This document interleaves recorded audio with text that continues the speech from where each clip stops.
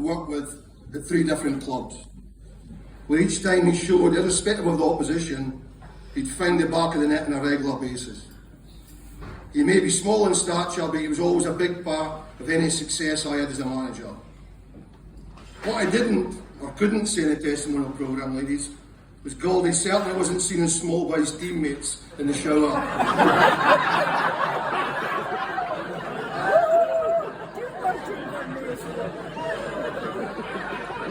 And for Martin, in his junior days, he was nicknamed Tripod.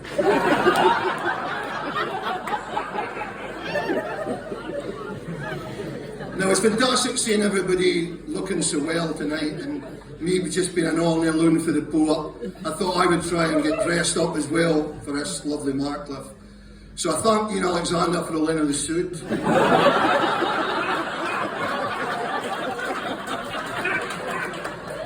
It is, to be fair, a bit of talk Ian, but you did say it's for your playing days, so. And I thought I'd also go and treat myself a haircut.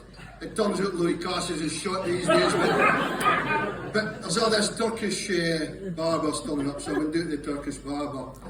And I walked in, there was usually 3 guys cutting here and there, but it was just this one beautiful Turkish lassie. So I come in, took my coat off and hung it up. She says, just to let you know, sir, the special discount today and the special on is a BJ. I says, oh, how much is that? She says, 20 quid. It's all right, Chris, isn't it? Again, 20 quid for a BJ. So, true to our word, quarter an hour later, out I come with a BJ, which is actually a Boris Johnson. You get a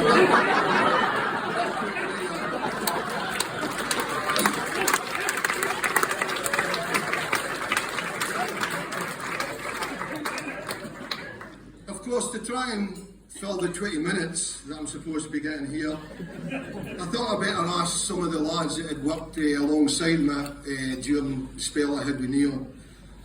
So Brando, he was helpful. He said that Gauldy had fine short legs to rub. Didn't think he's loaded, but that kind of that was Brando with him. Mike Cormack said, aye, he's definitely fond of his feet, Davey, right enough. The lassie Connell's lovely. Cup Tie, the legend, Ian Mackay, he said, he's a lazy little bastard. Testimonial? Testimonial? What's the up testimonial, Davey? Twice at the bank to get into hell last season.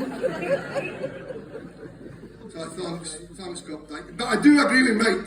Well, if it's that Cup Tie, the lassie Connell, she's a stunner. Jokey will help me out, I thought. Aye, Davey, I grew up next door to the barracks. Have you seen young Jukestick apparently, by the way? And oh, by the way, she was Sister Aileen's birthday this week. So thanks, Jukes. So I turned to Mr. Fain for work with myself and Gauldy for Martin. I says, Tanner, how will I fill 20 minutes? What if I do I'm struggling?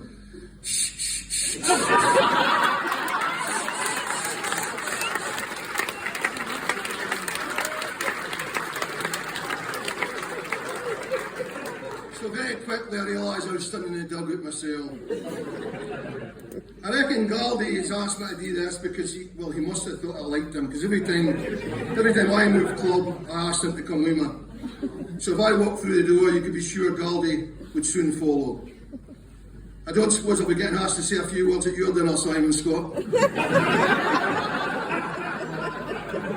Sure, I saw Si going out as I came in tonight. His choice, by the way, top player Simon, just didn't like me. He wasn't alone, by the way, Si, alright, there was plenty of them. Gauldy, where did our football relationship start? Well, from my memory, which isn't too good these days, by the way, I first came upon you while I was Loco's junior manager. Gauldy, who along with Bobby, Fars McGless's Maitland, and Stuart, Billy Big Time Gray, were playing a 5-a-side tournament for the primary school, Marketplace. It was up at Hallar Park. It must have been about 25 years ago, and he had a school jersey about tripping him up, but something he wasn't struggling with was taking defenders on him, backing the ball into net. I generally remember thinking that lad's going to be a top player and hopefully banging a few goals for the locals. You just can't, you just think he could be a player. It's the same way as, I suppose, you could say that Billy was going to be a top keeper. In the same way, of course, that Bobby was going to be a farmer.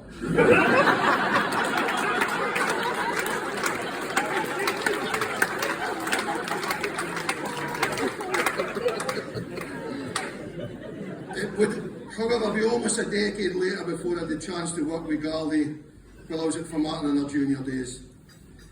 He was part of the locals at that time, and no shame in that, because at that time the locals had entered into the Highland League, and John Garner's team won back-to-back qualifying cups with the likes of Craig Ross, Stuart Mackay, Tommy Wilson playing quality. So Neil was just learning his trade, so I was able to take him to North Lodge. With quite a few successes there, and I recall one cup final in particular where I prepared and worked with the players for some considerable time on a free kick set piece.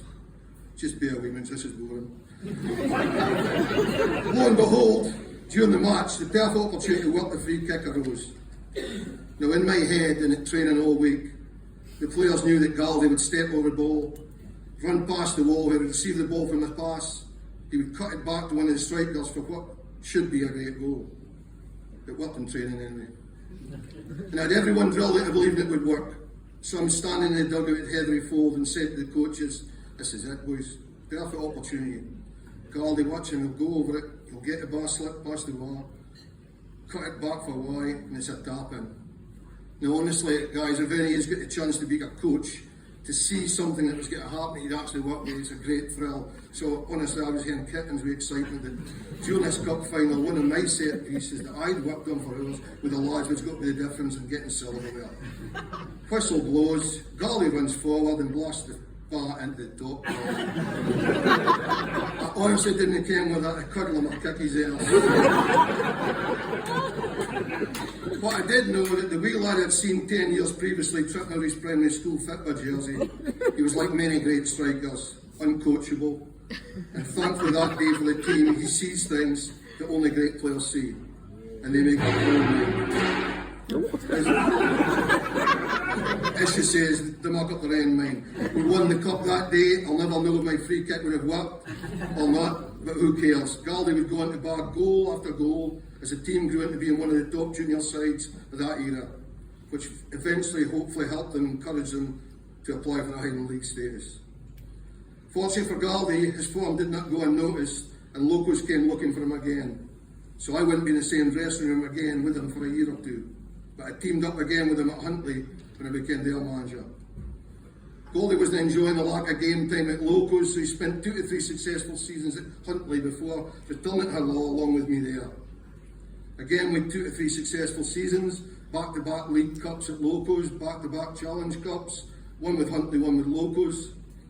Then I think Huntly have won any silverware since then, and only Scotty Buchan's Shield at locals. So Gauld Cormie partnership must have been doing something right.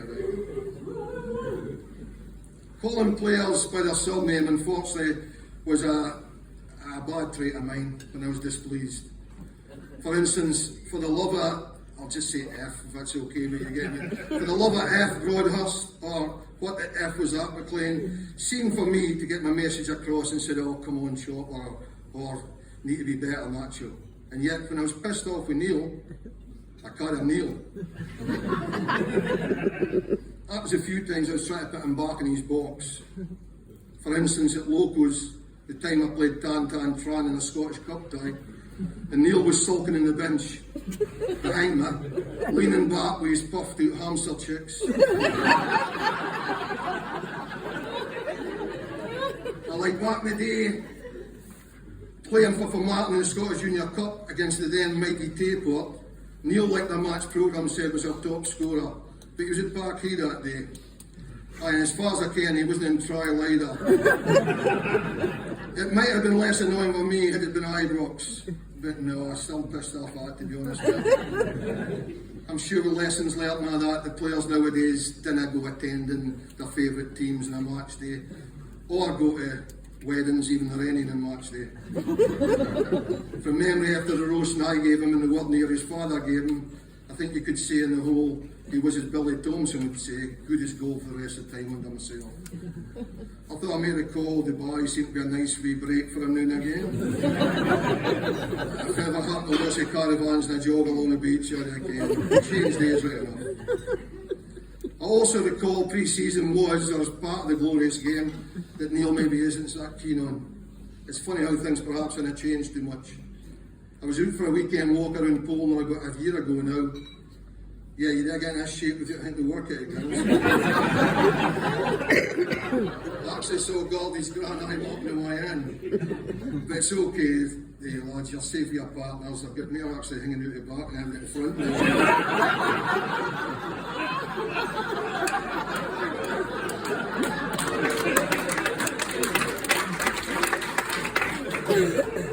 Anyway, back to my walk in pre-season. This was under Andy Lowe's tenure, and I saw Titchy coming towards me on his bike. He was taking shot on the lads in a run around Poland for a loosen up. The players continued in their way after probably wondering why I was waddling around there on my own. Titchy stopped for a chat and I asked, "Where's my love child?"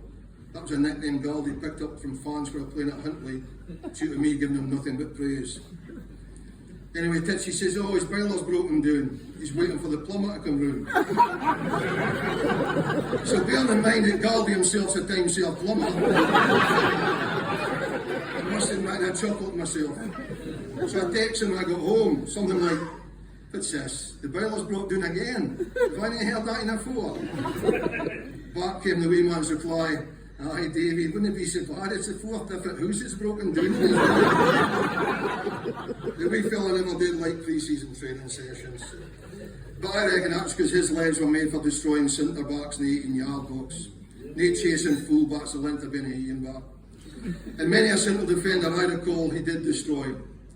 One whose name I want to mention said to me, "Marking Gauldy in the box is like you'd settle down on a Sunday summer afternoon to watch the mighty Rangers on the telly. But there's this one little flea gun about it, and it settles and you whack it with your grand final." That's who all this boy was. Then smugly you settle back down with your tin of tenants in the jails. But 2 minutes later up pops that effing little bastard again. Sorry about the language, ladies. My language, of course, I look back and there's a small part of me regrets the abuse I threw at referees, very small part. Well, not for some reason seeing tackles, etc. the same way as myself, but thankfully Gauldy never really mirrored my disciplinary record when it came to challenging officials. But come on, how many of the men in black could book someone who's knee-high to a sparrow, standing with his arms out wide and pleading, "Wherefore away?"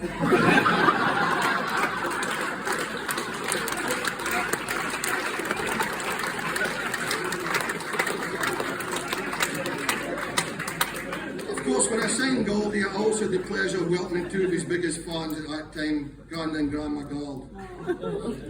They followed him to the vast majority of games he played, whether it was at Harlaw, North Lodge or Christie Park. And when we both returned to Harlaw, I had the absolute joy to have Gauldy's other Granda, the one and only Louis Barrack, working with us. He was supposed to be helping Seaswig with the kit, but he mainly was just causing havoc in the bar after the games as he yodeled his way around the Highland Ring. Your beautiful grandma, Neil, is of course sitting here tonight, not only eyeing me up, but loving the adulation you're rightly receiving. But of course, without doubt, Gauldy, your 2 Grandas and Grandma Barrack will be looking down on you tonight with great pride, agreeing you more than deserve this fantastic testimonial. Very true.